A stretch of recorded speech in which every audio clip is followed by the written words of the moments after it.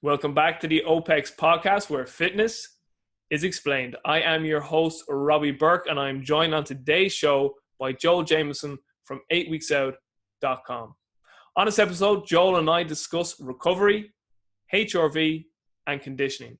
Guys, this was an absolutely outstanding episode with Joel. It is jam-packed full of information. I know you're going to love it. Stay with us.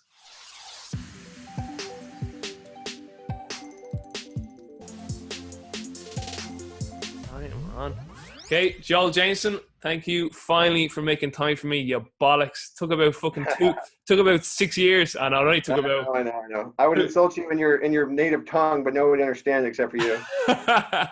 Just for the listeners, this fucker keeps calling me a tinker, and keeps saying I'm from the UK, but I keep calling him a Canadian, so it's all good. Which one's worse, tinker or pikey? Which one? I would say, I don't want you to say tinker, so I'm going to say pikey, even though tinker is worse. So I'm going to play a double bluff there. Hey, I didn't know there was like whole sorts of like categories of tinkers and pikeys, like river pikeys and like desert pikeys, mountain pikeys. There's all kinds of them. Yeah. So what is it? What's that movie again with Brad Pitt? Snatch. Yeah, that's one of your favorite movies, isn't it? Yeah. Oh, you like dags? You like dags? Oh, you mean dogs? I like dags. See? I mean, the funny thing is, like, you go over there and it's like that, but worse. Yeah, I know. That's funny though, so it is. It was funny because last week he was calling me tinker through emails and there was a few words back and forth. But listen, no, seriously, man, it is great to finally get you, finally sit down and have a chat. Obviously, like myself and yourself, we've met on a number of occasions now, and over my coaching career, you were a massive influence on me, thanks to this book right here, baby, that kicked it all off. There it is. That's right. So it started it all. That's what started it all. Yeah, exactly. And you know this, anyway, but you got to give Dave Tanney must have sold a lot of these for you, because that's where it came across. We were on strengthcoach.com. I would say Dave Tenney, Mike Robertson, Bill Hartman. Those guys really pimped it out for me. Yeah. Because it was about 2009-10 on strengthcoach.com, where like a lot of the big hitters, well, you want to say big hitters, but a lot of the big names were on it back then in terms of like who they are now. So like, you know, Charlie was on it every day, Brett Contreras was on it, you were on it for a while, Bill Hartman was on it. Like it was really, Dave was on it, and then that book got mentioned and like energy systems, and it just like took off from there. So, the funny thing was, I wrote half that book and I sold it, and then I had to finish the second half. That's a whole long story, but it worked out in the end. That's actually very similar to the story of John Berardi with one of his first manuals he done. He said that they did like an online sale, but they had none of the printing done. And he said that the credit card company held everyone's payment for like 6 months. So he said they had well over $100,000, but they couldn't. And see, they were going to use that money to print all the books to send it out. Actually, I had a credit card company pull that shit with me too. It's ridiculous. They can literally just decide to hold the money and just wait, and then not give it to you for months on if they want to. People don't know that, but I had $100,000 just sitting in the bank for 6-8 weeks too. I mean, I still print, but it's. Yeah, and you were telling me that when we were over in Seattle. That's my money. Like, money. But you were saying people were emailing like, "Where's my book?" And you were like, "It's coming." Yeah, exactly. Hey, I got it out. So anyway, what I'm trying to get across here, in terms of your influence, not only on me, but on a lot of us, it's been massive. And that book, Ultimate MMA Condition, really kicked it all off. But just for the viewers and the listeners, there may be a few who might be too familiar with who you are. Just give us more of the background, Joel. Yeah, I don't know where to start. So I started actually in the strength side of things. I worked at the University of Washington for a bit with a guy named Bill Gillespie there. Strong, big, really, really strong guy. And really kind of just, that was the career I was going to pick, was strength and conditioning for football. And he went to Seahawks. I followed him there. And then basically my career completely went 180. I started working with combat athletes early 2004 after I opened the gym. And basically I realized I knew how to get guys strong, but I knew jack shit about conditioning. And all of a sudden I was training these really high level combat athletes, and I really just had to basically sink or swim, right? Like I had to dive into conditioning and figure it out on the fly and figure out how to get these guys ready for a fight, or I could just keep doing the same thing I've been doing, but I knew I had to actually progress as a coach. So anyway, I started training a bunch of combat athletes 2004 to about 2008. And the funny thing was, one night I was just kind of sitting online, and I got in this forum called SureDog, which is a really well-known MMA forum basically. And I go on this forum and I read all these conditioning posts, and I make some posts about how most of the stuff they're talking about is wrong and how you need to take an individualized approach. And people just ripped me to shreds, like, who the hell are you? What the fuck are you talking about? You don't know anything. And so I was like, screw this. So I start blasting back, right? I just, I usually don't waste my time arguing online, but I started arguing online, and it turned this massive thread and this huge discussion about MMA conditioning. Yeah. And I was kind of like, oh, this is interesting. Like, people are interested in this information, and there's so much bad information out there.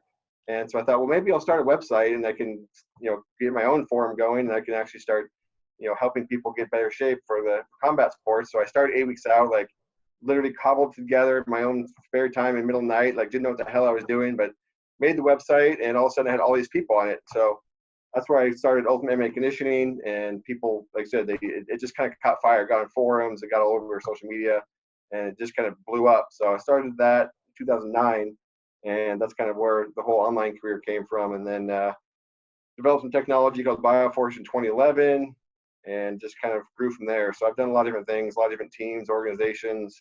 I worked with Lifetime Fitness, who's like the second biggest gym chain in the U.S. Continued to develop technology, just rolled out a new technology platform. I've got a conditioning certification. We've got over like 1,500 coaches around the world that have gone through my conditioning course.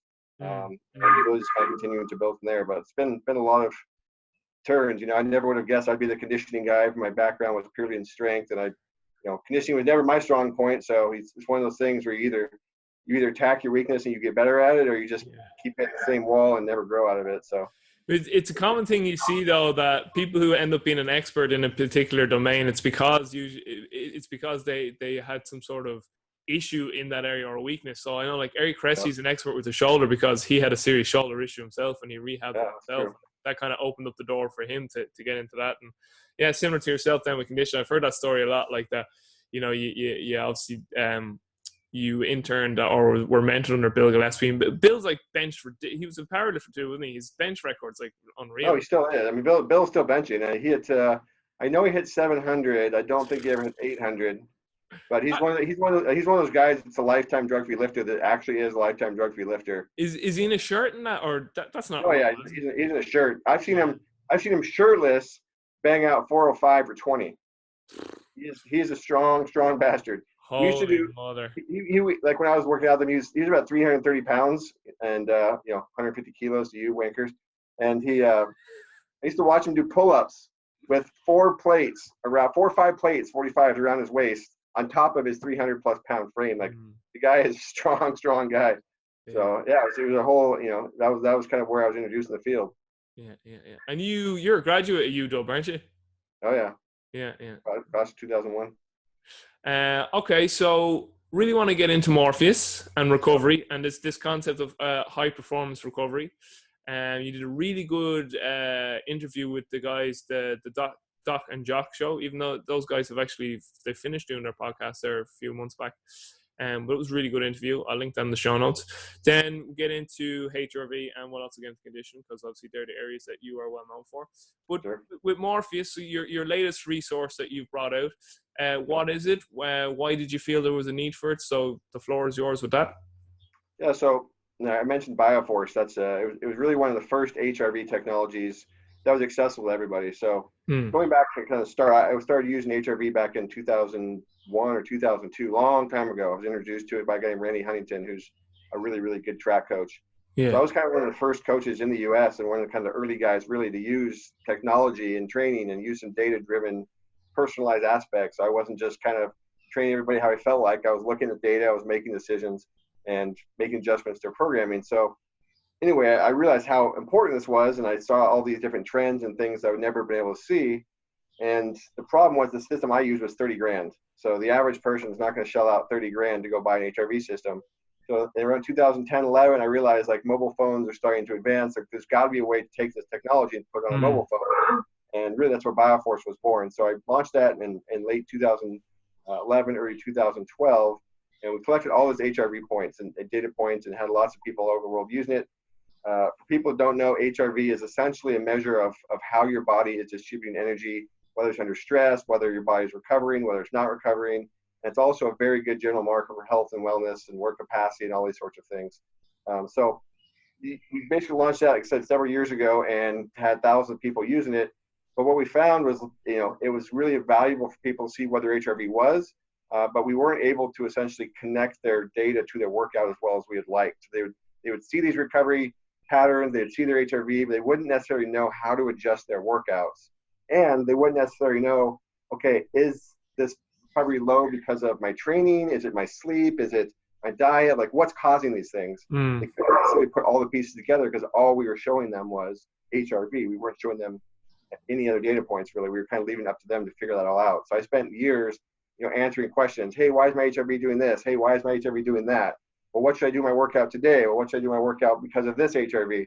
And so really, I developed Morpheus to help solve that problem. I think, fitness trackers exploded, but the average person just looked at all these numbers and was like, well, what the hell do I do with my activity and my HRV and my steps, all this sort of stuff? They didn't know how to translate that into the gym. So that was a fundamentally big problem I wanted to solve. Morpheus does a lot more than BioForce. It takes your sleep, it takes your activity, it takes your training, it takes your subjective feelings, all these different things, your HRV, of course, and it translates that all into a recovery score rather than you having to interpret all the data. Secondly, it then takes that recovery score and it gives you heart rate zones of training for the day based on your recovery and based on what you're trying to achieve. So we give you basically a recovery zone. So if your recovery is low, it says, hey, if you go train in this heart rate zone for the day, your recovery score is going to improve. Your body's going to accelerate, essentially, its ability to recover because we're going to stimulate and push the body into that recovery zone. If your recovery is higher, you want to go out and nail some conditioning work. It gives you a target heart rate zone that you're going to need to be in to increase your conditioning. And then likewise, it gives you a red kind of high intensity or maximum intensity zone where, again, it's going to be higher intensity. But if you spend too much time in that zone, ultimately you're going to pay the price and your recovery is going to be slower. So it just takes all these different points, right? It looks at your big picture of your lifestyle, how well you're sleeping, how much mental stress you're under, how you're feeling, how you're eating, all these sorts of things. And it basically tells you what your body is doing in terms of recovery. And then it helps connect that into the actual gym. So if your recovery is low, you go in, you knock out a recovery workout, your recovery score goes up, you accelerate that, come back the next day and hit it harder. So I really want to just create something that connected all the pieces and then act as what I call a digital recovery coach. Like, it's how I would train somebody if I was training them. If their recovery was low, I'm not going to go in and smash them into the ground because I know it's just going to slow the recovery down even more. If their recovery is high, I can go in and I can push them, close to the limit. I can get after it and get higher intensity in there because I know their body can handle that and still recover effectively. So, in a nutshell, Morpheus, I call the digital recovery coach. That's essentially exactly what it is. It's sitting there helping you guide your training, guide your recovery, guide your conditioning, and make sure that you are finding that right balance between training, stress, recovery, and the whole 9 yards, really, to see continual improvements and progress and, all that sort of stuff, because that's what's, says it's missing right now. So much data is out there, and people really aren't changing anything or getting any better results. They're just wasting their time collecting data, and that's what I really want Morpheus to solve that problem. So, there's a bit of feedback there. So just for the kind of hardcore sports science nerds, they'll probably want me to ask this question. And you probably can't answer it, but what sort of systems do you use for the algorithms for all that? Like how you determine all the results for like sleep and nutrition and etc.? Well, so we're tracking. It's obviously very complicated, but we're tracking essentially sleep in a number of ways. So if people have Fitbits, if people have Apple Watches, if people have other sleep trackers, we'll pull that information into Morpheus. It'll track activity the same way. It'll track it from your Fitbit. It'll track it from your phones, just normal activity tracking that Android and Apple phones will do. And then we're tracking the workout through your heart rate sensor. We're tracking HRV through the recovery band. And then we basically built the core part of the algorithm by analyzing all the BioForce data, right? So we had roughly somewhere around 1.5 million data points of HRV. And then we also had people's RPE. We had people's manual input sleep. We had a lot of data to start with in BioForce from years and years of use. So we essentially looked for patterns in that data and built some of the core recovery algorithms around that initial starting point. And then as we're now getting more and more data from Morpheus, we're starting to do more data analysis and we're starting to improve those things. So basically, we have the biggest picture of someone's lifestyle and how it affects their training and recovery that you can imagine. We have kind of all the pieces of the lifestyle that really matter. And now we're going to start to be able to turn that data into better and better advice, and Morpheus can get smarter and smarter and ultimately start to give you more and more recommendations, right? Like, so right now, for example, he might say, hey, your heart rate zone for recovery today is, 118 to 145. we can't necessarily tell you how many minutes to spend in that, but I can give you some suggestions. But once we start to get more data, we can start to say, hey, if you go, in 118 to 145 for 28 minutes or 30 minutes, that's going to cause a positive effect on your HRV and your recovery. You might say, hey, if you get in your conditioning zone for 40 to 45 minutes for you today, that's what's going to lead towards that path of improved conditioning. So we can start to get narrower and narrower and narrower in our recommendations the more and more data we get. So that's what's cool about this project. It's really like the biggest real world research experiment. It's not in controlled conditions, obviously, but life is never controlled. You want to actually have real world data. So the more data we get, the more people use Morpheus, the smarter he's going to get. And the more data we can crunch and look at people's patterns and trends and help them essentially get more and more specific in our advice. So one question I have with technology like Morpheus there. So you're saying that it can tell us like when we're ready to hit it hard and then when we really should recover. But I know another question some people will want to ask you is, what if I don't want to be recovered? What if I want to overreach a little bit? Like how do I know if I'm still functionally overreaching versus non-functionally overreaching utilizing technology like this? So you got to kind of back up and get into a big discussion for that answer.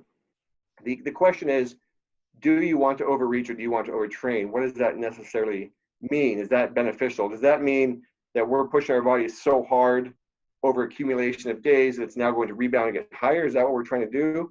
Or is that fatigue just a byproduct of the amount of stress we actually have to use to continue to improve?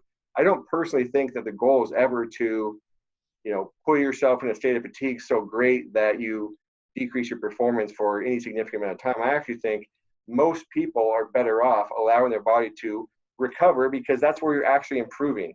Right? You're actually seeing the improvements in your fitness while your body is in a parasympathetic recovery-driven state. Now, sometimes as your fitness improves, you have to train more and more and more and more stress in order to cause that stimulus to occur, right? But your goal is not to make yourself overtrained or overreach or fatigued. It's a byproduct of the amount of stress that it takes.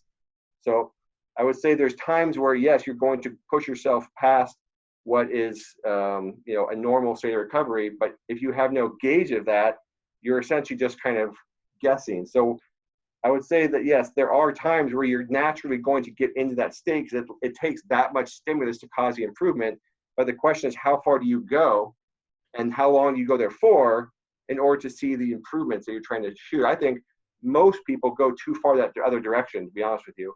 And what ultimately happens is that the receptors, the hormones, all these things start to burn out fairly quickly. And then you're not actually getting the stimulus that you think you are. You're just getting the fatigue without the actual stimulative effects. So, if you look at a lot of studies, like the adrenal receptors start to burn out fairly quickly, actually. If you overload somebody for 5, 6, 7 days, a lot of the hormones that bind to adrenaline, noradrenaline will actually decrease relatively rapidly.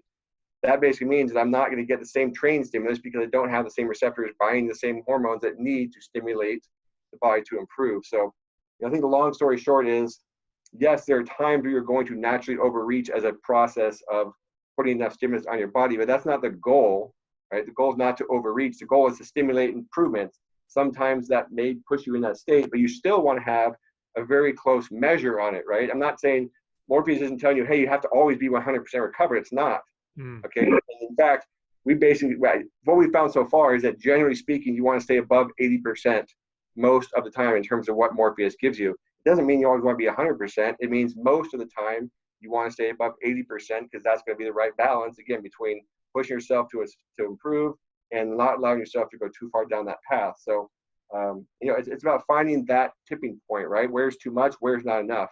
And I think you always want to have a tool like Morpheus, because otherwise you're literally guessing. Like, well, I think I feel tired, but I can push through it. I don't think I've seen enough progress, so I'm going to push harder, right? That's our natural instinct. If I'm not seeing the progress, well, I just got to train harder. That's what most people want to do. Well, maybe that's the answer, or maybe it's that you've already pushed hard enough. You just need to actually let your body respond to it. And the classic example is this. How many people go and deadlift and squat, do heavy lifting for a couple of weeks? They take like a week or two off for vacation or whatever, and they come back and they're way stronger. That happens all the time, right? Is it a delayed effect? Or is it they were just under recovering for quite a while and never allowed their body to fully get into that higher level of fitness? I think as well, most people won't benefit from overreaching because they're so shit at recovering that they're already in a sort of nearly overreaching state, but it's because they're coming at it from the other end, the opposite end, the recovery end, that they're so poorly recovered that their body is almost overreaching. Whereas if you get someone who actually has the recovery on point, they could benefit from functional overreaching. So I look at it a different way. I don't necessarily call it overreaching or overtraining as much as I call it under recovering, because that's what it comes down to, right? It's not recovering well enough to adapt given how much stress you're putting on yourself. The biggest thing I think people totally misunderstand with that is they have this idea in their head that it's training equals results, right? It's not. It's training stimulates the body, and then everything else happens afterwards equals results. And where people totally miss the boat is how much sleep affects them, how much their daily activity affects them, how much their mental stress affects them, how much their activity levels affect them. So they have this idea that the gym is the only thing that's affecting their fitness. It's total bullshit. Okay, I can tell you after looking at all these data points, your lifestyle has a much bigger impact on the results you will see from your gym, because that's going to ultimately dictate recovery. I could train twice a week and be in a functionally overreach state if my lifestyle is not allowing me to recover from those 2 sessions a week. And that's what we found, is that people inherently think that they're not training that much, but maybe the reality is they're just recovering is shit because they're sleeping 6 hours a night, they're stressed out from work, and they're working 10, 12, 13-hour days. Their nutrition is all over the map, and they're binging on weekends and starving themselves during the week. And all those factors slow down the recovery so much that even 2 days a week of training can be more than they necessarily can benefit from and not actually get the results out of. So I think it's not necessarily overreaching or overtraining as much as it is under recovery, not giving their body the chance to see the benefits of the training, because all this energy is being diverted into stress all the damn time. Yeah, it's funny you say that, like, because that's usually how I've always interpreted over the last few years, and that majority of the time it's never that somebody's overtrained, it's that they're just completely under recovered. Now that's not to state, and I want to get, because there's been this like swing in the pendulum where people are going, people who say overtrain doesn't exist have never trained hard, because a lot of people come out and say that you can definitely overtrain. It's like, yes, you can definitely overtrain, but that's for a very small, minute population, like elite level athletes. Like, I get guys who are amateur, like GA players over here, like footballers and hurlers, who like only train on a Tuesday and a Thursday and play a match on the weekend. That's usually it for most of them. They might do a gym session here and there, and like they would be like, I think I'm overtrained. And I'm like, you exercise probably an accumulative total of 4 to 6 hours a week. That's it, out of 168. I don't think you're overtraining. No, it's because as you under recover, your body essentially reacts the same way as if you had done a shitload of training, because it's the same net effect, right? It's putting the body under a lot of stress and a lot of energy going to deal with that stress, and there's not enough energy left over to actually deal with recovery. I call that a recovery debt. That's basically what it is. Like, you're constantly putting yourself under stress, and all the energy is going just keeping you alive, not making you bigger, stronger, faster, leaner, and all these things you're trying to do. There's only so much energy your body can produce. I think that's one of the biggest things people miss, is your body is only able to produce a given amount of energy. If you're spending all the energy dealing with stress and not sleeping and you're not eating properly, your recovery goes to shit. So like you said, you can be training a couple days a week, 3 days a week. Maybe you don't go that hard, but for you, that is going to lead to an under-recovered state where you're never really going to get better. Maybe you don't break down and fall apart and feel like shit, but you hit a plateau and you never get better, and you're always sitting there tired and never actually improving. So I think we should shift our discussion a little bit. Is it overtraining or is it under-recovery? And the reality is, most people are under recovery. They're not allowing their body to get into that recovery state. And the biggest thing you can see is what does everybody say that does drugs? What is the first thing they talk about when they start taking drugs? Recovery. Exactly. When you accelerate recovery in the body and you are able to train more and then accelerate that recovery process, you blow up, right? Your performance goes to the roof. You feel like $1 million, not because you necessarily trained massively better, but because your body was able to be in a much deeper state of recovery for much longer in the day. It's ultimately what shows us essentially the importance of recovery and driving results, not just the training. The recovery is where you actually see the benefit, and that's what people are missing. Gotta love me some drugs. Some recovery drugs. So let's get into more of the mechanics then of Morpheus, because actually it's the one resource now that you have created that I actually haven't utilized yet, because as soon as so I've done your conditioning courses online and in person, when HRV came out, I was on that straight away. I actually got one of the original ones where, actually, hold on. It's actually you have the receiver? Yeah. Oh, yeah. That's old school. Still have this bad boy right here. Oh, yeah. Look at that thing. That's an antique. It actually has a bit of fluff on it too. But yeah, you got to keep that. It's going to be worth money in 20 years. People are like, what the hell is that thing? Yeah. It's like the first satellites that went out to space, you know what I mean? Or exactly. or the very first, like, you know, iPhones. It's like, it's so funny. Who has that joke? Is it Bill Burr or Louis C.K.? Like, he's like, you know, it's basically a joke about how fucking like privileged humans are and how entitled we think we are. It's kind of like you look back like at an iPhone 4 and people goes, oh, what this piece of shit? It's like, give me the iPhone 9 or whatever's out now. But so just tell me a little more about the mechanics of Morpheus. So if I go and invest in this, like, what do I get? Do I get like an interface, a login on a computer? Is it something on the phone? So Morpheus is basically a mobile app, and then we have a recovery band. So what we found with a lot of BioForce customers is people didn't necessarily like putting a chest strap on the morning and getting it wet and positioning it and taking their HRV with a chest strap. You know, it's accurate, but a lot of people just didn't like dealing with it. So we developed an optical sensor that goes in your forearm or goes in your calf that you can measure HRV with essentially much easier and more conveniently than you could with the old BioForce system. So you get basically the mobile app. It tracks, like I say, your activity, your sleep, your training, your HRV, and how you feel and things like that.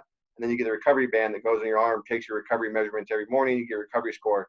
Now, the recovery band can be used during training, but we typically recommend that, you know, if you're doing high intensity stuff, high velocity stuff, you want a good chest strap, because at the end of the day, chest strap is always going to be more accurate. It's got less leg. It's better for a high-speed workout. So we're working essentially on kind of a Morpheus chest strap version now. But for right now, basically what you get is the recovery band, and then you get the Morpheus app to download. And then, like I said, the cool thing about Morpheus is if you already have a Fitbit, if you already have like an Apple Watch, if you already have other devices you're using to track your activity and your sleep, Morpheus is going to pull that in. So, you know, Morpheus you don't wear Morpheus 24 hours a day. It's not something you just have to stick on yourself and charge it all the time and deal with that. I didn't want to put something out there that you had to wear all the time, because people, I don't like wearing stuff all the time. It's a headache to charge it, you know, all that sort of stuff. So you just do a 2.5-minute recovery test in the morning, and then you can track your activity and your sleep, like I said, either through your phone, through other devices you want to use. You can put the data in manually, all that sort of stuff. And then for the workout, heart rate monitor, or the Morpheus band itself. So we try to make it as flexible as possible. So again, you're not forced to wear something 24 hours a day. If you have a Fitbit, you can use it. If you don't, you don't have to. It's really just kind of up to the user how they actually want to put all the pieces together. So if someone gets Morpheus and they previously had BioForce, they don't need BioForce anymore, because it's all through Morpheus.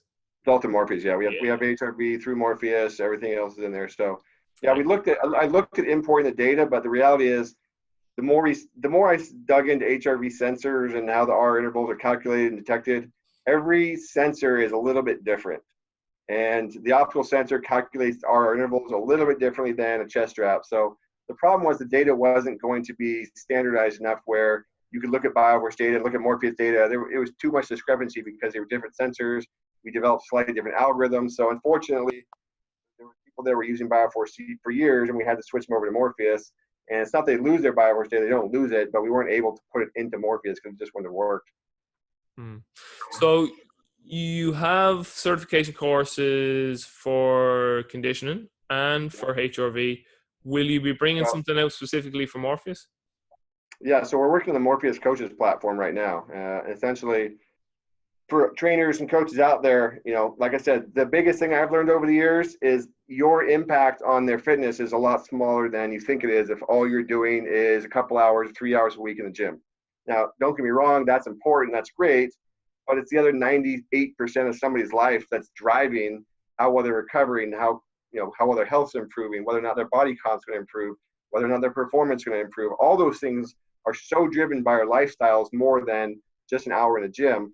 But the reality is most trainers and coaches, you're like, I don't know, like, how'd you sleep? Oh, I slept fine. How do you know if they actually slept fine? How do you actually know what they ate? How do you actually know what kind of mental stress they're dealing with? You have no idea. You're just shooting in the dark and hoping that they're being honest with you and you're doing your best you can. But what we want to develop with the Morpheus platform is, hey, I can see how well you slept. I can see how much recovery or what your HRV is. I can see how much your activity was yesterday. I can see that training session you did on your own and how much it affected you. I'm going to be able to see, you're able to see so much more information that your ability to coach is going to be significantly improved, you're going to understand kind of what people's lifestyles actually look like. You're going to be able to coach them from a much more informed standpoint, where it comes down to. You're not going to have to guess or listen to them tell you, oh yeah, I ate great, I slept great, I feel good. Well, your HRV is shit, and you were not drinking last night, didn't you? Right?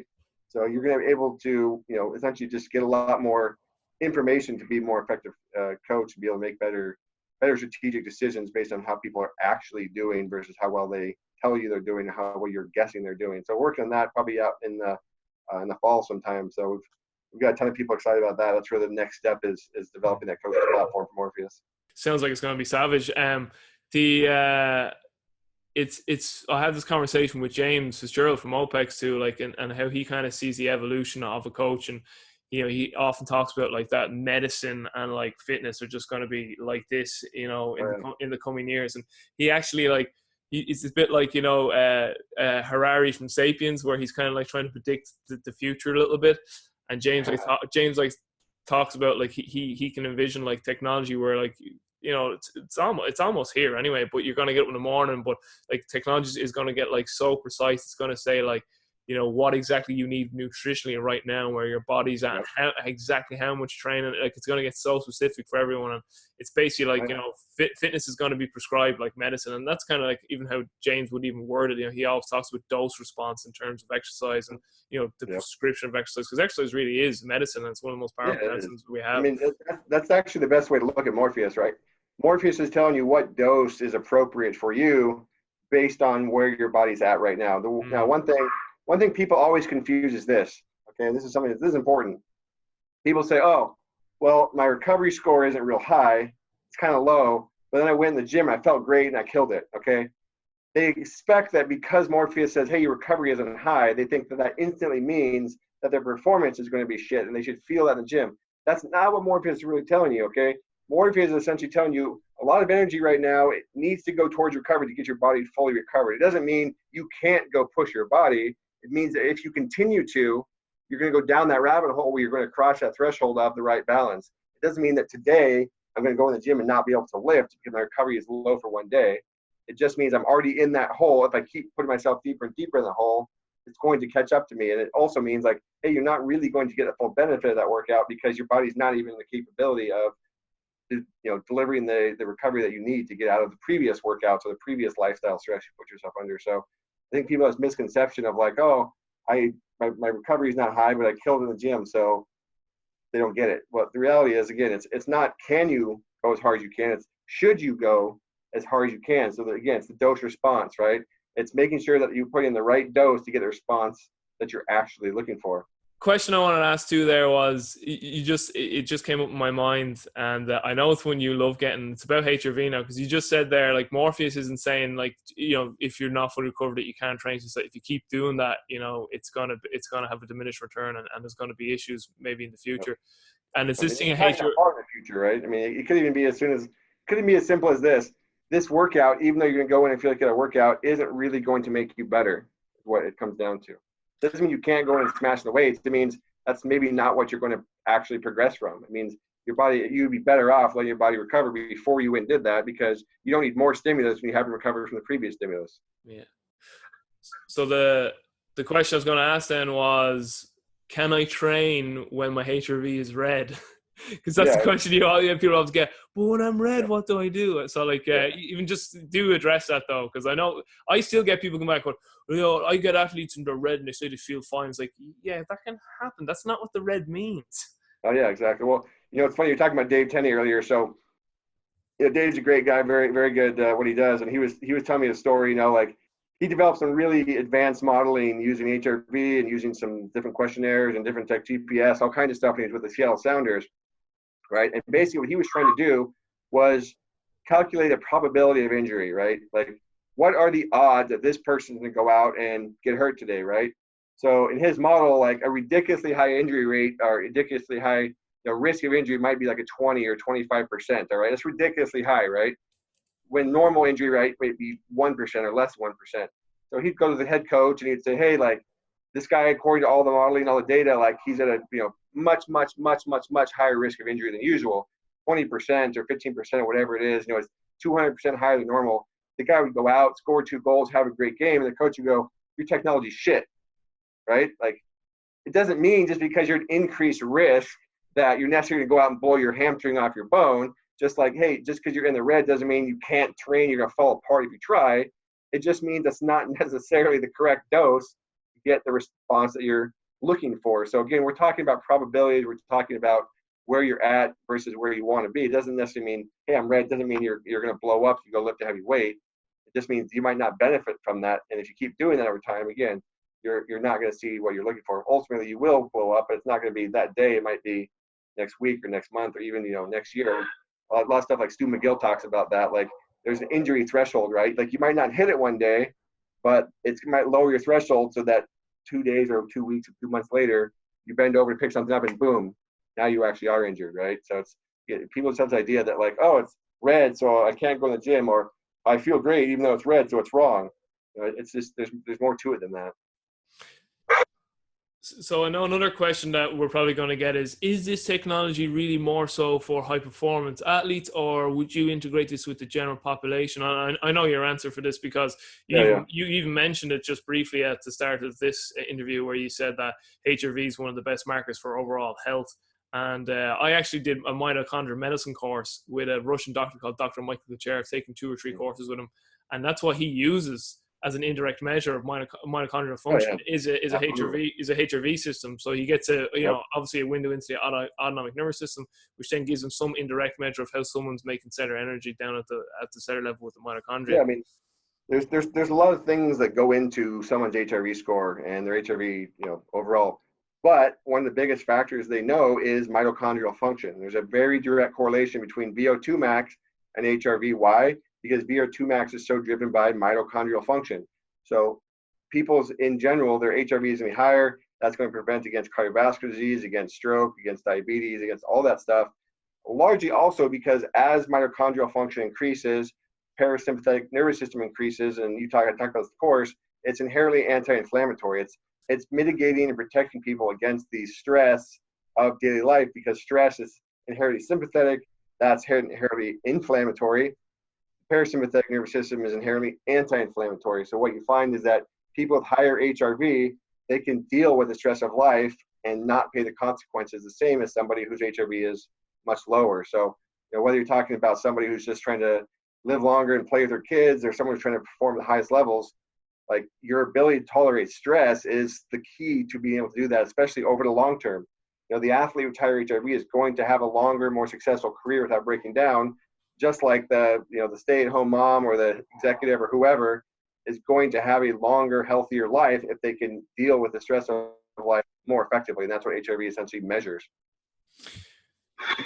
One very interesting thing I actually learned from Dr. Kuchera was, and I'd like to get your thoughts on this, and I know you're fully aware of this because I think we've previously discussed about this ourselves. Yeah.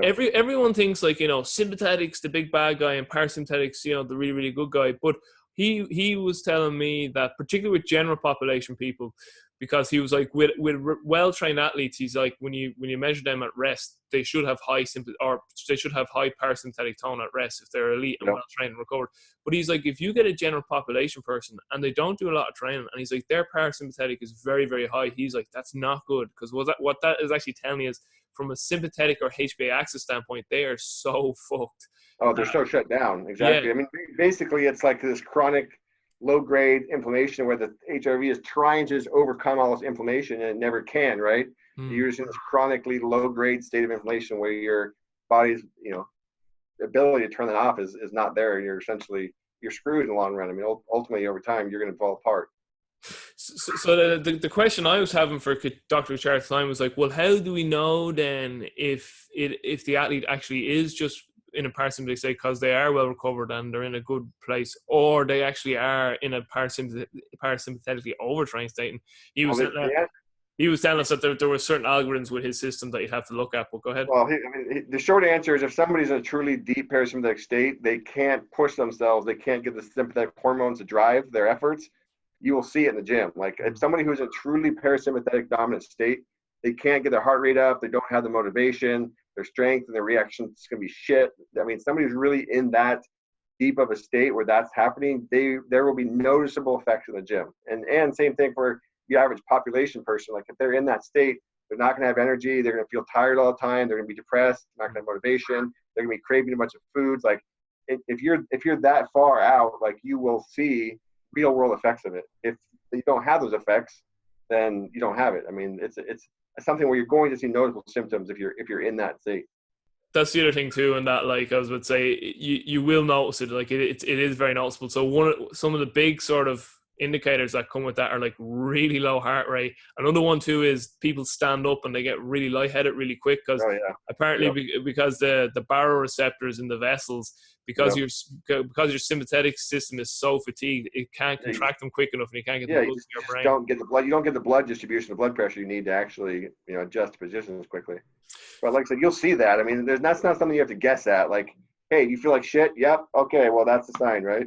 I know that in this book, what's the actual wording he uses on it? But he talks about, so this is Thomas Kurtz, but it's a very, very good book. Yeah, I've got that book. Science Sports Training. But he talks about the two different types of overtraining, and he just there's the actual words that distinguish them. Like, so it's something Basedow and that's the one, Basedow. Like, so one is about sympathetic system, add something.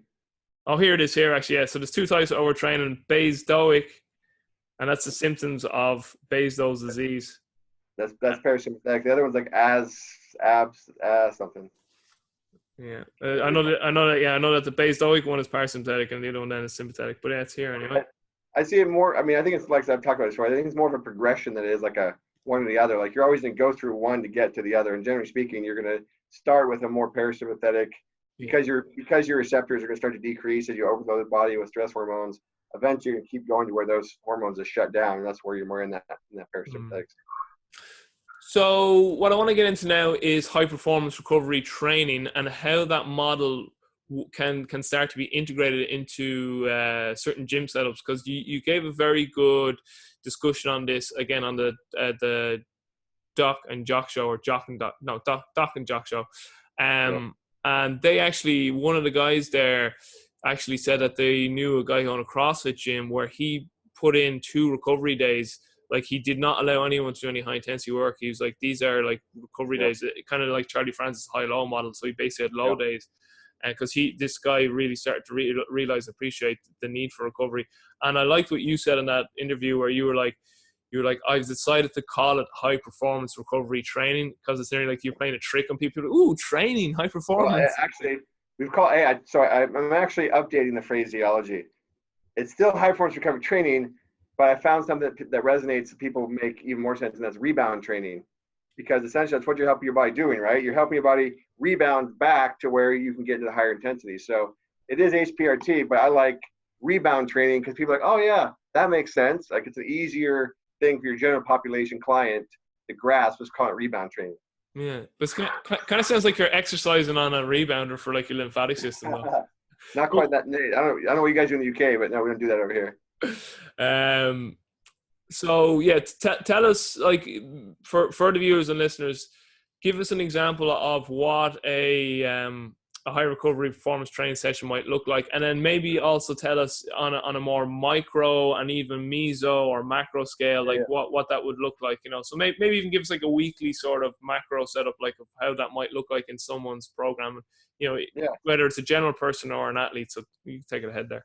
Yeah, so essentially this concept of rebound or high performance recovery, whatever you want to call it, the idea was, how can we use a form of training to stimulate the body to recover faster? Because traditionally we just think of a training as, I'm going to go in, I'm going to do my intervals, my weightlifting, whatever I'm going to do, and I'm going to stimulate fitness. Well, what if we can use it to actually stimulate recovery and put the body into that more parasympathetic state where it can recover better?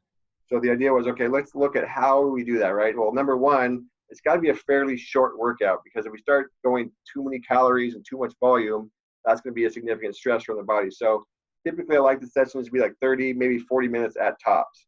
Okay, number two, how can we start to stimulate that parasympathetic nervous system? Well, a lot of the stuff where you're working your breathing and your overall postures and your parasympathetic driven movements that Mike Robertson, Bill Hartman, all the PRA guys talk about, all that stuff helps drive airflow, helps drive parasympathetic function. So usually we start a rebound or HPRT session with some parasympathetic type breathing, where we're trying to go full inhalation, full exhalation. We're trying to essentially move airflow effectively throughout the body. and get that parasympathetic system firing, because it's ultimately tied to the respiratory cycle. Second, we typically go into some kind of dynamic mobility warm up. Same thing. We're just trying to drive light blood flow through the joints, because blood flow is part of recovery, right? Driving blood, driving oxygen, driving all these nutrients into the blood flow throughout, or into the different muscles and joints throughout the body, is part of recovery, right? So we start just doing some breathing exercises, we start doing some mobility exercises, and then typically we'll go into a recovery, we call it like recovery cardio, right? So recovery zone intervals, we use Morpheus. You go up to the top of your recovery zone and back down, up to your recovery zone and back down. Basically what we're trying to do is get you to turn on the sympathetic system and then shut it back down. Turn on the sympathetic system and then bring it back down. We're trying to develop that skill to shut off the stress response, because that's a skill. That's what people don't realize. The ability to go hard and then bring it down quickly is a skill, and that skill is a very important part of recovery. So basically do some intervals, I call them recovery zone intervals, where again, our goal is to be able to drive our heart rate up gradually and then to bring it back down. You drive it back up and bring it back down. And you'll find basically the more you start to do these sorts of things, the faster you can bring your heart rate down. That's a sign that you can shut off that sympathetic nervous system and get yourself into that recovery level quicker, right? Then we typically go into some sort of CNS stimulation. So like it could be a deadlift. I try to avoid stuff that's got a lot of eccentric loads, so like a drop deadlift, an Olympic lift, maybe a box jump, a medicine ball throw, something where there's some concentric component to get some of those higher threshold muscle fibers and get blood flow through them, stimulate the nervous system, but again, try not to break it down. So we try to use, again, stuff with less eccentric loading on it. Then you can do a couple accessory exercises, maybe a weak point type thing. And then we'll typically go into, again, some more recovery breathing, some foam rolling, stretching, mobility, all that kind of stuff. But the biggest thing is you should walk out of that session feeling better than when you went into it. That's the biggest difference. A lot of times you go in the gym, you do a hard workout, like, oh man, I'm tired, I need to go rest, or I need to go, eat or whatever. I just feel exhausted. You should actually feel more energized. You should feel more, getting more recovered, or you should feel better after the recovery sessions than you did before. And that's the biggest differentiator. As far as how to use them, typically we've been telling people twice a week is where we've seen people see the most benefit of them. I like to use them. I would play around with this microcycle, basically where you go a stimulation day, which is a fairly hard day, but at a pretty moderate volume. Then you go max intensity, or what I call development day. And then you go a rebound day. Then you take a day off, and then you repeat that. And essentially, it's this little wave cycle where we're pushing the body a little bit, we're pushing the body a lot, and then we're shifting our body into recovery state, and then we're taking a day off, and then we're repeating that. And we're seeing great results with that, where it's just this pattern of get the body fired, get the body really stressed and push it, and then help it recover, take a day off, and repeat that. So, again, there's lots of ways to do it. It depends on what your overall microcycle is. If you have practice or games, it's really good to use after practice or after a game, get to speed up recovery. You can use it in lots of ways, but I've been basically playing around with, for your average general population client, 2 days of high intensity and 2 days of rebound training. That pattern works extremely well for your average person on the street who just wants to look and feel their best. 2 days a week of high intensity is about what they're going to be able to handle for the most part. And then 2 days of rebound training or recovery training is going to help them, again, continue to see those benefits. So again, there's lots of ways you can do it, right? But just having that general idea, I'm not going to have a super long workout. I'm going to use some form of breathing to help drive oxygen and drive parasympathetic function through my breathing capacity. I'm going to have some mobility drills to drive blood flow into different tissues. I'm going to have something to stimulate the nervous system.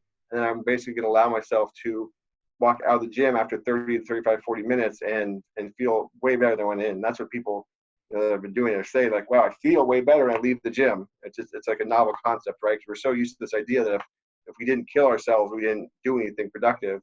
And again, what we're seeing early, at least in the data, is 2 sessions a week of recovery training in general, we're seeing higher rebounding HRVs than people who don't do it. And the more data we get, the more we'll be able to confirm that. But I generally think a couple times a week for that is about right for most people.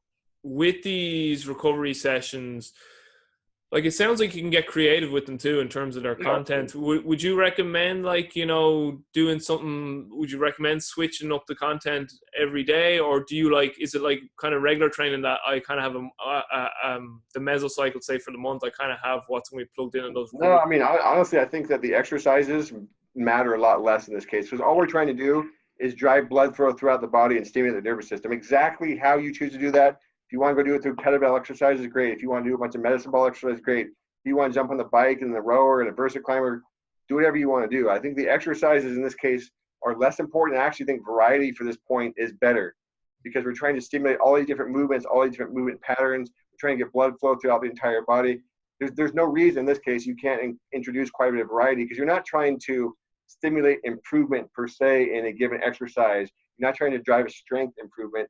You're just trying to drive blood flow and stimulate the nervous system. So exercise selection, really, you can play with it however you want. And that's why I think it's kind of why people like it too, is it does feel like it doesn't have to be monotonous. It can be one thing one day, you can do totally different exercises the other day. As long as you're finding that right amount of stress to stimulate, right? It's hormesis. It's a little bit is going to be beneficial. Too much is going to have a negative effect. So as long as you're keeping it shorter, 30, 35, 40 minutes, as long as you're trying to avoid a ton of eccentric load, you're not going to max effort, you're not driving your heart rate past your aerobic threshold. As long as you kind of follow those basic guidelines, how you put the pieces together, the order, the exercises are really not that important. They're more, secondary to the main principles that I just talked about.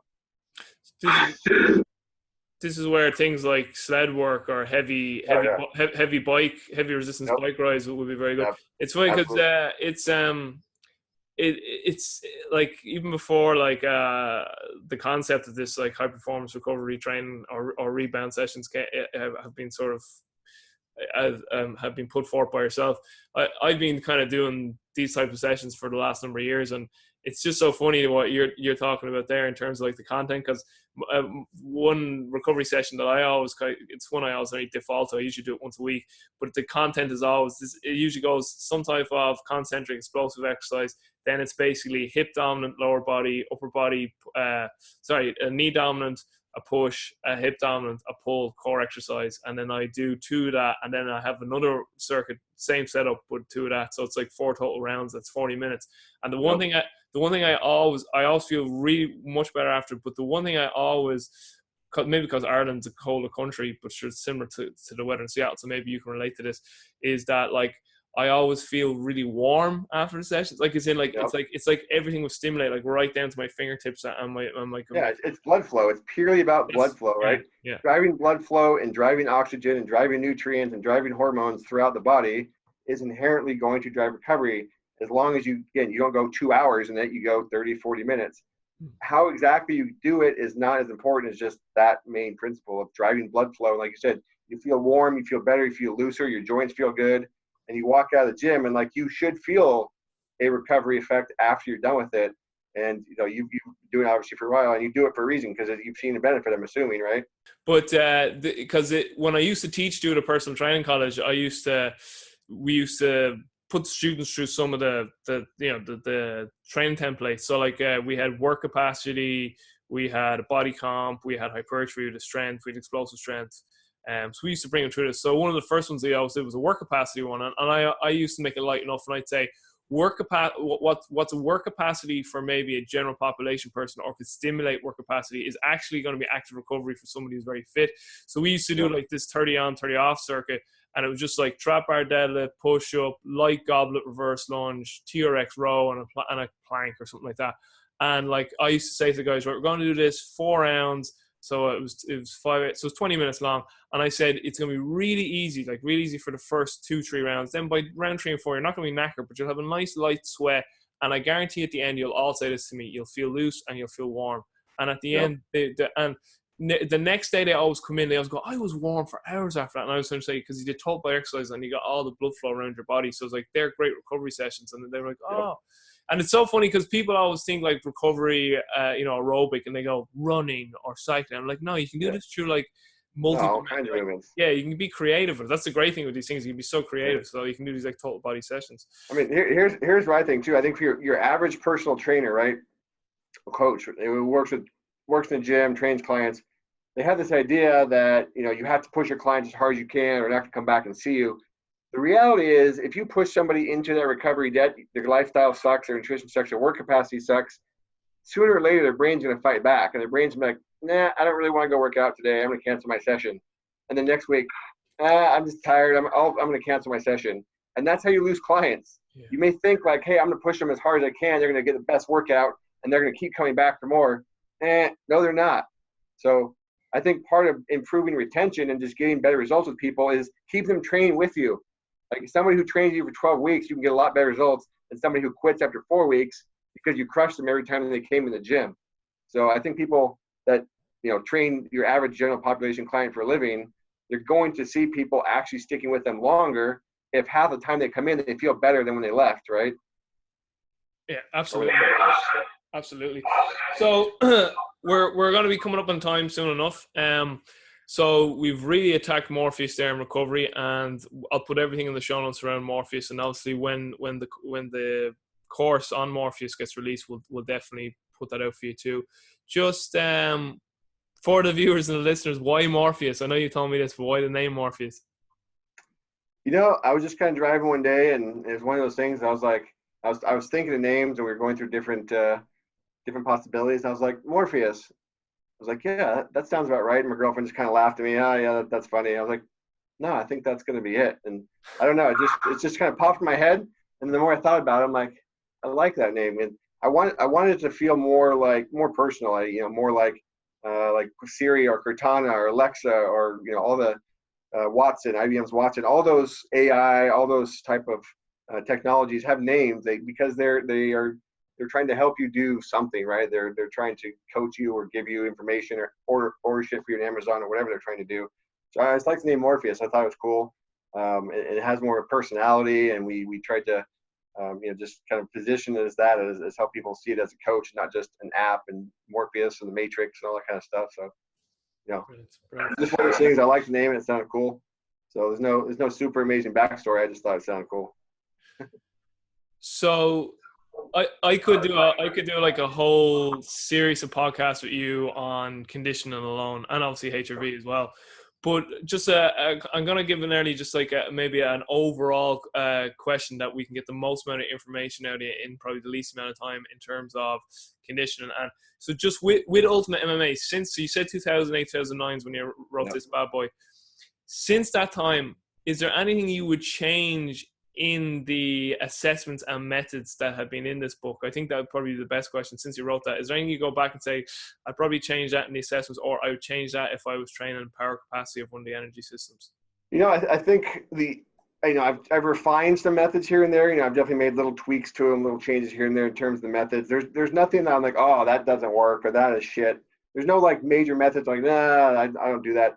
I would say what I've focused on a lot more now is teaching people how to actually control energy systems more than just develop them. So in the book, I really focus on, okay, here's how you develop the aerobic, here's how you develop different parts of the anaerobic, or here's how you develop power versus capacity. But I think what I didn't quite grasp back then, and what I see a lot more now, is you can have all the aerobic capacity or all the anaerobic capacity, you can have all the energy system development in the world, but you still aren't necessarily going to perform if you don't know how to put that together in fight or in a game, because you ultimately have to learn how to control that energy. You have to learn when to go as hard as you can. You have to learn when to push back. You have to learn how to recover quickly. You have to learn how to manage that whole process. So I think I focus a lot. This is basically how I describe it now. Fitness is energy system development, right? Fitness is VO2 max. Fitness is vertical jump. Fitness is how much weight you can lift. But conditioning is how can you actually use your fitness effectively within your sport or within your event. And that comes down to the mental side of things, of knowing what your limits are, knowing how hard you can dip in the anaerobic side before you have to pull back, knowing when to push yourself at the end of the race versus the beginning. All those sorts of things are what I would consider conditioning. And it's putting together the pieces in a way that's going to improve or lead to the best performance possible. So I didn't really, back then I was so focused on the fitness side and developing energy systems, I didn't really quite understand how important training people to get the most out of their energy systems actually was. And that's really kind of I talked about a little bit in terms of like the central governor and the central components, but I didn't really get into like, how do you actually coach that? How do you actually teach somebody when to push and when to recover? How do you teach somebody how to control their energy? And so that's something I've added in the certification course. That's something I teach a lot more now.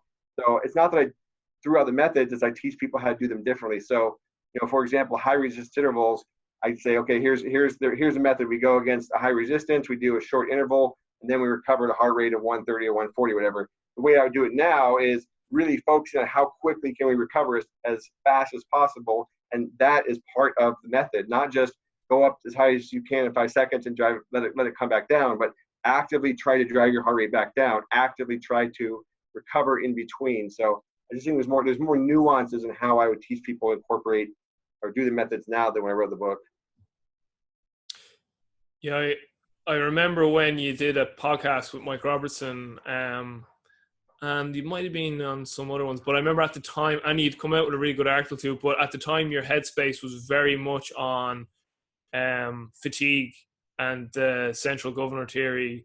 And I know in your conditioning course, that's kind of where you're at too. And you kind of alluded to it there, that one of the major pieces that has come into your arsenal as a coach was teaching athletes to be able to execute their skill as effectively as possible while developing their energy systems. Because you were saying too that, and maybe you touch on this, because I remember when I read the article and I heard, I'm nearly sure you did discuss this with Mike, but it was, you were saying like, when like, so take the MMA athlete for instance, and they're doing their sparring or whatever, and they're going really tough and hard, and then the technique breaks down. But what invariably does the coach do? Keep going, keep going, keep going.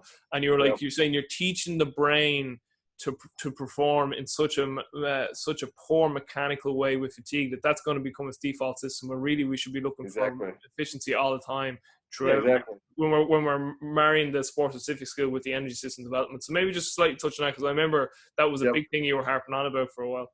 Yeah, absolutely. I mean, I think what I would say now is I've looked a lot more at the holistic, right? We can't separate movement from conditioning. Our movement is inherently tied to our conditioning. Our conditioning is inherently tied to our movement. We can't separate the mental side of performance from movement or from conditioning. They're all inherently related. So that's exactly what you're talking about. And we have this tendency as coaches, or at least a lot of coaches do nowadays, or have for years, is, as they see someone fatigue, they're telling them, like you talked about, go harder, go faster. 5 seconds, 4 seconds, just trying to get them to go as hard and as fast as they possibly can. And they're not coaching any sort of technical application during those periods. So it's go as hard as you can, go as fast as you can. So again, the athlete gets in the ring, or they get in the fourth quarter, they're exhausted. What's their default instinct? Now go as fast as I can, go as hard as I can. And their technique is completely thrown out the window. And what you ultimately end up doing is burning more calories, more energy, because your technique becomes so inefficient. So what we should actually learn is, okay, I'm starting to get tired.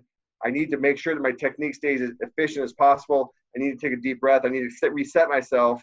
So I know I need to be much more aware of where my fatigue's at, where my skill level's at, what my technique looks like, and make sure I can actually recognize, okay, I'm getting tired. I can't drop my hands because I'm tired. I need to keep my hands up. I'm getting tired. I shouldn't just swing away at the guy. I should conserve my energy and give myself a chance to recover and then go swinging away at the guy. Because what's the thing you happen all the time in fights now? Guy gets tired, he swings away, he gets knocked out, right? He loses the damn fight because as he got tired, rather than conserving his energy and being efficient with his energy, he just goes for broke. And if he doesn't land one, he probably gets knocked out or gets submitted or whatever himself. So I think we just inherently taught athletes the wrong way to respond to fatigue. We've taught them to respond with fatigue by going as hard and as fast as they can without any deference to actually doing it correctly. So I think technique and movement at the end of the day is what wins. Like, skill always wins. You're never going to lose with better skill as long as your fatigue doesn't cause your skill to fall apart. So I think the goal is always maintain your skill as long as you possibly can. That's the goal. The goal isn't go as fast as you can just to go as fast as you can, for God's sakes. But we've confused this idea of conditioning comes from fitness. No, conditioning comes from being able to use energy effectively and knowing where you're at and controlling things. So I think that control and that self-awareness and being able to recognize when my technique is falling apart, to recognize when I'm fatigued, and be able as the athlete to self-correct is the most important thing you can teach an athlete. The athlete has to learn what to do when they're tired. They have to learn how to react to fatigue, not just go mentally as hard as they can, but know what to actually do to maintain technique and to maintain their skill level and to have the right strategy. Yeah, I'm currently reading through James Smith's book, The Government Dynamics of Coaching, and and from speaking from James Fitzgerald, and that James Fitzgerald is massive into energy systems and the particular means and methods that we use to develop those energy systems. But within James Smith's book too, he's talking about, and this from your reading of the Russian materials and Verkhoshansky and whatnot, and the other great authors, Selenoff, and and all the other great authors that have come from the USSR. But you know, this idea of the biodynamics, bioenergetics, and biomotor abilities, and like basically how you can't separate those three in terms of they're integrated, and you know that ideally we want, you know, to have the highest transfer to our sports success. We want the bioenergetics to be developed through the biodynamics of the sport and the biomotor abilities as well. So it's trying to integrate those three for the optimum amount of transfer. So just wrapping up, Joel, I have a few more little questions for you. One thing I really do want you to address, because this lately, not lately, but it was on a forum, and like it was driving me a bit crazy. They were asking, you know, should I take Joel Jamieson's conditioning course because I only train general population people? And I wrote in saying, of course, like it's completely applicable. And then some people write and go, no, like read this book, it's really like towards, you know, athletes. And they were saying like, you know, like aerobic power, like why would you ever do that with a general population person? It's like, but like, Joel never wrote that. Joel's not like you have to do these. He's just like they're a method you can potentially use with an individual in a particular context and situation. So they were just like taking things out of context. But I was like, his course is 100% is 100% for general population as well as for athletes. So maybe just like, can you maybe just say like you know, your conditioning course, like the principles of it are applicable to everyone? Yeah, I mean, I basically designed it from the standpoint, I want to give people a set of principles, right? These are the guiding underlying things that dictate why you do what you do. Have a reason for what you do. Basic principles like, hey, we need to manage volume and intensity and rest and recovery. And how do we do that? Well, we do that through structuring their overall program correctly.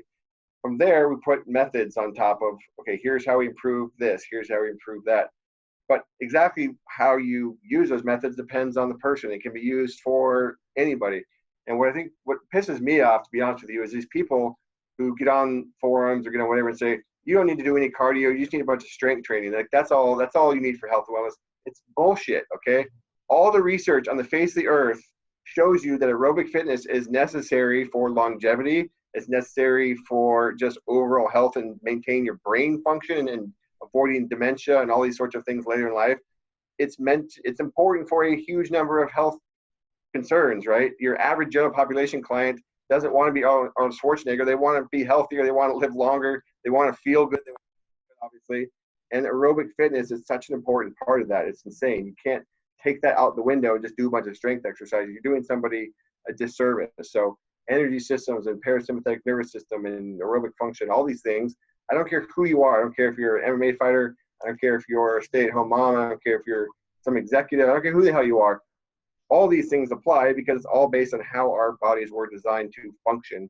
And the course I put together is designed to teach you, again, those basic principles, how the body works, how energy systems work, how we can teach basic skills. So for example, you know, we just talked about in our aerobic methods or in some of the methods, we want to teach people how to drop their heart rate as quickly as possible. That's a skill. That skill can also be applied to, hey, I'm sitting there at work, I'm stressed at my boss. I can learn how to bring my heart rate back down to normal. I can learn how to cope with stress better. I can learn how to fight that instinct to get all pissed off and bring myself back down, let my heart rate recover and avoid that sympathetic response that ultimately is going to kill me if I do it all the time. So yeah, I think I don't care who you're trying to work with. I mean, you can work with just about anybody if you understand the basic principles, you understand what you're trying to achieve, and then you have the methods to go out and actually use it. So shit, I just designed, we took basically the stuff that's in the certification course a bit more, and it developed this whole certification course for Lifetime Fitness's 4,000 personal trainers. They do $100+ million in revenue in personal training. They probably do more money in personal training than any gym in the world. And they brought me in to help develop their personal training curriculum for their general population clients, and they're using it with great success. So, you know, it's definitely not just for athletes, not performance. It's really for anybody. You want to have a reason of why you're doing what you're doing. You want to have methods. You don't want to just have a bunch of exercises. You want to actually have principles and methods that you can apply, and that's really what the course is for. The whole universe is about energy. Every human being is all about energy production. So if something is talking about energy systems development, it's applicable to everyone because at a fundamental level, it's all about energy. Everything is about energy. Everything. I mean, basically, we are designed to create energy from the second we're alive until the second we're dead, and we're designed to go out and procreate, and that's what biology basically is. Biology is metabolism and reproduction. Metabolism and reproduction. That's 99% of what we're designed to do, literally. And alcohol, because in Ireland Well, it's procreation and alcohol as well. that's part of how you procreate, right? And especially over there. Yeah, exactly. I'm pretty sure that's how I was made as well. You know, I've been told many times I was a drunken mistake by my parents. So I'm just happy to be here, people. The last sort of training related question, then I just have some quick fire ones for you. Is Sure. okay, this is the form for you to address this. What is the biggest criticism you're constantly hearing with HRV? And like say like the biggest misconception, and it drives you nuts about HRV that you're like, listen, this is what it is. Like, what is the biggest sort of thing you're like misconception you're hearing that you can address that here? Well, okay, there's two things. Number one, there's this assumption that high HRV is always good and low HRV is always bad. Both of them are just signaling different things happening within the body. Okay, so immediately following stressor, my HRV goes down. After a little while, recover, my HRV comes back up, and then eventually kind of come back to baseline on like a normal level. So this idea that like one is always bad and one is always good, it's just a gross oversimplification. Okay, there should be a normal process that should occur, and at any given time you can be high, you can be low relative to your baseline. They just signal different things. Now, your average level of HRV, yes, higher is better than lower in general for most people, but there's still limits, right? Like I don't need to take a power lifter and give them the same HRV as a marathon runner. There are different ranges for different people. So I say my biggest thing is just they oversimplify it, right? It's just they don't want to talk about the nuances. It's just like, oh, up is good, down's bad. No, it's not always that simple, like we talked about. And the second thing I already mentioned as well, where it's this idea that, oh, my HRV is low, but I felt good in the gym, so HRV is not accurate. Okay, that's the other thing that we hear, I hear all the time. It's not that simple. People get that people want a simple answer and a simple solution, but the human body is not simple. Like there's a lot of complex things that we don't understand yet. There's lots of variables that go into HRV, and that same thing. There's another one there. Hey, I trained really hard, but my HRV doesn't go down, or my HRV didn't change. Well, no shit, because your body's used to it because you do it every single day, right? HRV show you how your body is responding, and largely, the more it's unused to something, the more something is new or unfamiliar, bigger HRV change is going to be because it's a bigger stress. If you do the same damn workout every day for 6 months, even though it might be hard, your body is used to that. It's not going to have this huge response. So again, people just want to assume like X always equals Y and there's 1 plus 1 always equals 2. It's just not that simple. All right, just a few quick fire ones for you. Well, like the questions will be quick fire, but as Mike Robson says, your answers can be as long or short as you want. Your biggest influences on you, personally and professionally. That's a good one. I would say the interesting thing professionally, probably the guy that got me started down this whole thing, and I've never met him in person, is Robert Sapolsky. Just his biological model of stress and understanding kind of how we're hardwired really kind of got me going down that model of this biological adaptation and kind of how the whole thing's put together. Personally, I would say, just family members, my uncle, cousins, just people I've grown up with. I did do a lot of flying. I'm a pilot, so I have a lot of people in the pilot community that I have a lot of respect for and a lot of fun with. So, kind of the usual friends and family and a few people close to me. But I would say like I said, I would say Robert Sapolsky kind of got me going down that path of the biological model. Bill Gillespie was a huge influence starting out my career and a huge help. And he really kind of taught me the biggest thing that I've always stuck with me is, I was 19 or 20 years old and I walked in the weight room at the University of Washington or wherever I was, I wanted to work with him. And he'd been in this field for 20 years and he was open to my ideas. He told me to go research this stuff the Russians were doing and bring it back to him. Even though I knew nothing relative to him, I'd never been in the field. He was this head guy at the University of Washington who had Rose Bowl rings and championships. He was willing to listen to my ideas, right? He was willing to be open-minded. He was willing to learn new things. And that's always stuck with me. You never know everything. There's always somebody who can contribute something to your knowledge that you may not have. So I've always tried to keep that in mind. Like, I don't know everything. Nobody knows everything. That's why we're all sitting here sharing information and trying to figure all this shit out. So I think, just from that standpoint, if I started my career off having that mindset, I think that's been a hugely influence as well. And the reason I was looking up there when you were answering was my Sapolsky book, the Why Zebras Don't Get Ulcers, up there. Did you get Behave? Have you read Behave? Oh yeah. Yeah. His and I know you love his free course online on YouTube. Oh yeah, free course. I mean, it's golden. I mean, how much money would people pay for that course? They go to Stanford, they pay I don't know how many thousands of dollars to take his course at Stanford. You can watch it online for free, for God's sakes. It's That guy is a genius. He is an absolute genius. Yeah, I'm going to try and get him on the podcast. Now, if you could pull it off, hey, I need to get on the copter cast. That's what I need to do. Yeah, exactly. You tell people about that towards the end. But so your influences. What's been the biggest lessons you've learned so far in your life and career? What would be the top 1, 2, or 3? I would say the top. Okay, here's my personal top 1. Okay, this is something I've seen over and over again. And this sounds totally Tony Robbins bullshit cliche, but I swear to God, I've seen this. There's the thing to me that I've seen separate the people that are successful from people that are less successful is the people that are successful, they hit a point where they don't know something or they're not good at something. The people unsuccessful say, fuck it. I can't do that. It's too hard. I don't want to learn that. I'm just going to keep doing what I do. I'm going to keep doing what I know. The people that are successful, they say, shit, I don't know that. I need to learn that. And I'm going to pour everything I have into understanding that. And I think just that mentality difference between, hey, I don't know something, I'm scared of it, I don't want to do it, versus, hey, I don't know something, I better learn that if I'm going to be successful, I'm going to go full bore into it. I think that choice or that mindset difference is what I've seen separate people that are really successful in life versus people who are just kind of like your average person who just goes down the road and lives his life and never really achieved what he was capable of, because sooner or later you're going to have to learn something new. You're going to have to face something you've never done before. You're going to have to be able to make that decision of, hey, I don't know how to do this, I'm going to get really good at it, versus I don't know this, I'm just going to keep doing what I'm doing.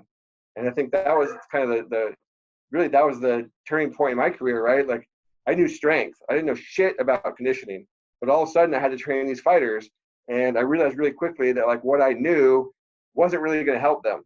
So I either could make a decision like, hey, I'm just not going to work with those guys, I'm going to send them to somebody else, or I can go learn how to be a conditioning coach because that's what they need. And that's kind of how I've always approached things. If I suck at something, I hate sucking at something, and I'm going to go full bore into it until I get good at it, or at least I get decent at it. And I think that's been part of what's helped me have a successful career in fitness. I've seen the same thing over and over again. So if you suck at something, get better at it. Focus on it. Learn it. Go at it. Don't run away from it. That's, to me, the biggest thing I would say is one of the biggest things I've learned. Yeah, man. It really comes back to perceptions, because it's kind of like Ryan Holiday's book Obstacle is the Way. You can see an obstacle as a problem that's blocking you, or you can see it as an opportunity for you to grow. So it really just comes down to perceptions. And again, going back to your love for Sapolsky and human behavior, I'm the same. Like, when you start going in the rabbit hole of understanding human behavior and why people are the way they are, it's just so interesting, because then you start going like, why am I the way I am? And then you try, coming to the self-awareness of who you are. And then like, that gives you such, and I always got to credit Jock Fresco, Joseph Chilton Pierce, and Bruce Lipton as kind of the three gentlemen who introduced me into, like, first of all, like, Bruce Lipton introduced me to epigenetics and how the environment is like so crucial in determining an organism's expression, And there's a whole course I took on like genetics of behavior, and basically what you find out is like the parental environment doesn't mean nearly as much as you think it does. Like, people's environment and their genetics, they're intangible, but like you think that your parents are like the key.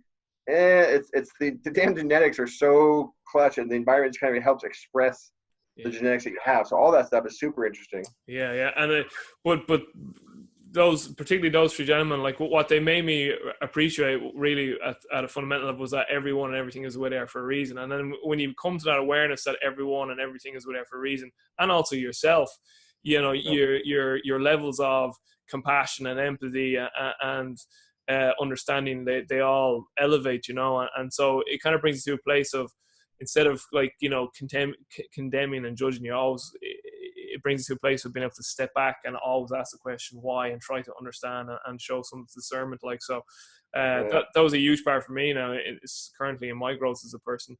So Joel, your top resource, and I always say this to everyone, the resource can be anything. It can be a book, a person, a podcast, a video, a website. It doesn't have to be with anything we covered today. It could be whatever you could, and it doesn't have to be one thing. You might say, here's a training resource, here's nutrition, here's life, here's a spirituality one, or could be just one global one. Yeah, I mean, we just talked about it. I would say for your average trainer coach who is listening to this industry, so go back to what I just said. Sapolsky's YouTube course on human behavior biology is something that everybody should go through. I mean, just the basic fundamental building blocks of why we are the way we are, why we do the things that we do, what stress is and how our body reacts to it. I think if you haven't gone through that course, you're lacking some basics that explain so many things that you see and so many things that are right in front of you. You have to start by going through that course.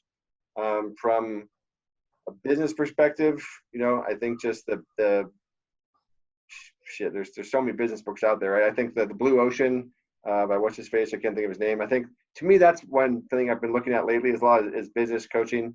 And in fitness, to me, it's such a crowded space, right? There's so much competition. If you let there be competition, if you position yourself as a coach or a trainer that's doing the same things as 99% of the other coaches and trainers out there, 99%, then there's massive competition. And I think what's made me, what's helped me be successful, and guys like James and yourself, is we've always taken a bit different approach than the mainstream, right? Like we've had our own road to get where we go, but where we're at, but we all have our own specialties, our own niches, our own groups we work with. We don't compete with every other trainer or coach on the face of the earth. We're approaching a different group of people, or we're having a different message, or we're talking to a different audience. So I think from a business perspective, it's learning how to have that message that resonates with a certain group of people and how to be different from everybody else, because there's so many people in fitness. There's so many coaches and trainers and gyms.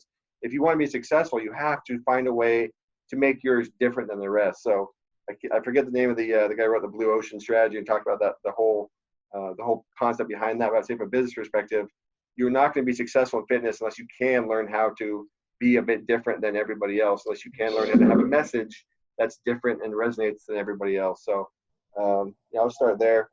Spiritual, I don't know. Don't even ask me that one. Car backloading. I'm joking. There you go.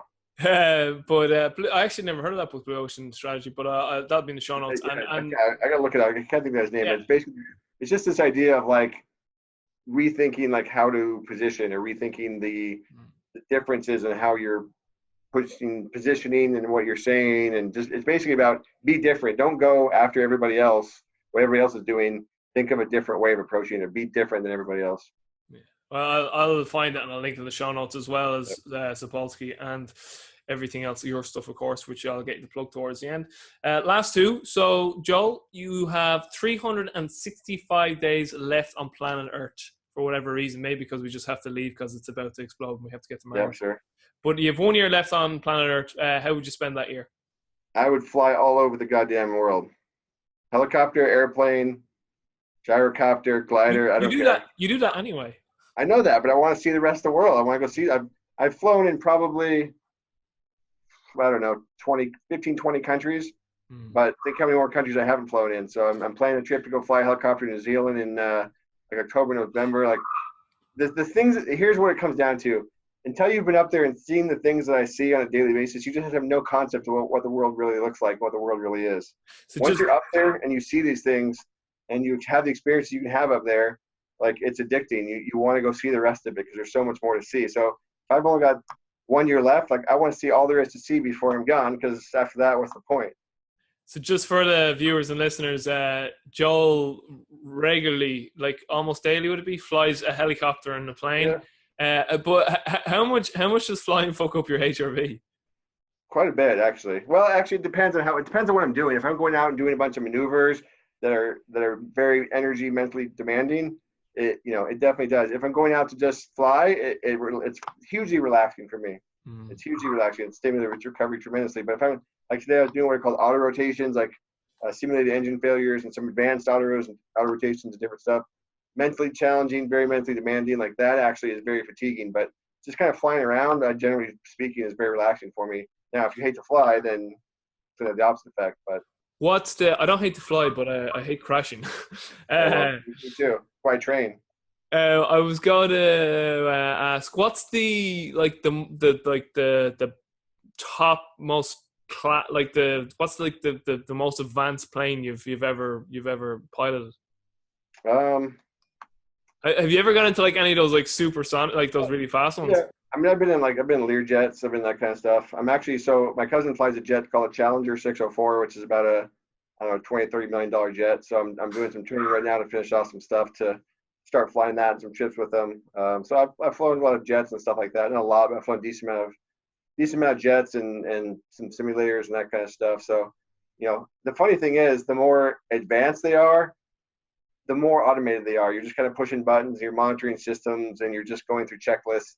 It's not as pure of flying, I would say, as a helicopter or some of the the smaller planes where you're literally flying the damn thing. A lot of the bigger planes with the automation, they're literally pushing buttons and they're flying themselves. So there's something to be said for operating those planes. But I like the smaller, more more hands-on flying myself. Yeah. Okay, very last question. I'm back in Seattle and we're going to Feast Buffet again. Oh man. It's not buffet. It's not buffet. Buffet. Buffet, whatever. Buffet. Feast Buffet. But just for, again, the viewers and listeners, I was over in Seattle last year and we had dinner there. I swear to God, that was the nice. It was like sushi, this big sushi restaurant. It was the nicest food I ever had. There was crack cocaine in some of that food, man. It was so different. Particularly that seaweed salad. I must have had about a ton of it. It was unbelievable. That's a great spot. We're back in town and we're going to Feast Buffet. And I say to you, Joel, you can bring 5 people to this dinner, dead or alive. Who would you bring to this dinner and why? Oh my God. I hate to sound like a Sapolsky fanboy, but I bring Sapolsky for sure. I would bring probably my uncle, who I'm very close with. I would bring. God, there's not that many people I find fascinating enough. I've only got 3 more choices there. Bring my girlfriend. They can be dead now. They can be dead too. Dead or alive. Dead or alive. You can bring someone back from the dead. God, I don't know, honestly. Like, there's not that many people that I would think of that are dead that I'd be super excited to sit down and talk with. Maybe Charles Lindbergh, someone on the pilot side of things who was kind of a pioneer in aviation. He'd actually be a really interesting one to talk to. I know some people are going to pop in my head later, but who else would I bring? How about you? Who would you bring? Let me think for a second. Give me your answers. You can't do that. Well, I just did. So again, and I also because I often ask this question, and people are like, "Oh, I don't know." I'm like, just whatever. It doesn't people are too afraid that they'll leave someone else. Like, just what's in your head right now in the moment. So for me, what's in my head at the moment, I would bring. Now, whether he was real or not real or made up, but I think Jesus would be interesting. I'm not a religious man, but I think he'd be interesting. Plus, he looks like a BG. I'd probably bring Lincoln, Joseph Shilton Pierce, probably Martin Luther King, and who else did I had there? Joseph Pierce. Oh, Jock Fresco. They'd probably be my 5. Other potential people in there. Paul Check, I think, would be interesting. JFK, John F. Kennedy, Franklin Delano Roosevelt. They'd be other people that might be there as well. But the first 5 I gave there is probably who I'd invite. Yeah, JFK would be interesting. I mean, like Neil Armstrong, something like that would be interesting. I think people that did. Yeah. People that were the first, right? Like, people that went into the unknown, to me, are more fascinating than people that kind of just were really good at one thing. Like, I like the people that were true pioneers. Like, what the hell is Davy Crockett or Daniel Boone? Like, what the hell were those guys like, right? I mean, people that actually lived in this weird, crazy-ass time where, you were traveling across the country by horse and carriage. You could be shot at by Indians. Like, they've got to have some interesting stories, right? Yeah, definitely. Big time. Listen, Joel, that's absolutely fantastic. This is actually one of my favorite interviews. It flew by, so it did. And just, again, info is always the info was just amazing. But listen, all jokes aside, seriously, you've been a massive influence on me in my career, massive influence on me throughout my growth as a person. And, I've met with you 3 times in person, and you're nothing but an absolute gent, an absolute legend, as we say here. I've been getting that all the time now. You UK people, I'm getting these emails like, legend, mate. I'm like, what the legend? What the hell's legend? Yeah, it just means your sound, Is that a new one? Is that new? Is that a new thing? No, Chase. Well, not here anyway. We say legend all the time. Yeah, he's a legend. Yeah, he's a legend. But yeah, legend. Yeah. So you're a legendary tinker. And you're a fucking bollocks. But anyway, and that's staying in this interview. But before I go, where can people find out more information about yourself and everything you got going on? Yeah, 8weeksout.com is really kind of where my whole home is. You can You can follow me on Facebook. I just started Instagram, so I'm going to be posting some crazy pictures of flying shit and training people and traveling all over the place on Instagram. So you can find Coach Joel Jamieson on my Instagram. I have like one thing up there now, but I got more stuff coming. Coach Joel Jamieson. You don't even coach anymore. What are you talking about? Well, what am I put? Joel Jamieson pilot? No. Coach Joel Jamieson. Few, aspiring astronaut. You definitely go to space, you would. Oh, so hey, this is my goal. My goal is make enough money so when I die, they can put my body in a MiG and shoot it into space. So I'm just floating in space in a MiG. Like I don't want cremated in space. I want my body in a MiG, just kind of floating through space. That'd be class, wouldn't it? I think your body be preserved. I think you just be kind of floating through space in a MiG. That'd be gas. Yeah. That'd be savage. And we'll put like all your resources and books in there. Like, so if any like extraterrestrials find it, they'll find those MMA and they'll like, Yeah, when you see like the Tesla, Elon Musk, I think would be an interesting person. Yeah, James is sure likes Elon Musk. Yeah, Elon Musk would be a good one. But you saw they shot that Tesla into space like a little dummy. Like I feel like that's the precursor to me being in a MiG. That's gas. All right, Joel, thanks a million. So viewers and listeners, thanks so much for listening to this or for viewing this. Make sure you subscribe to the OPEX podcast. Subscribe to the YouTube channel. Subscribe to us on whatever podcast app you listen to. But from myself, Robbie Burke, and from Joel Jason, thanks so much. Peace.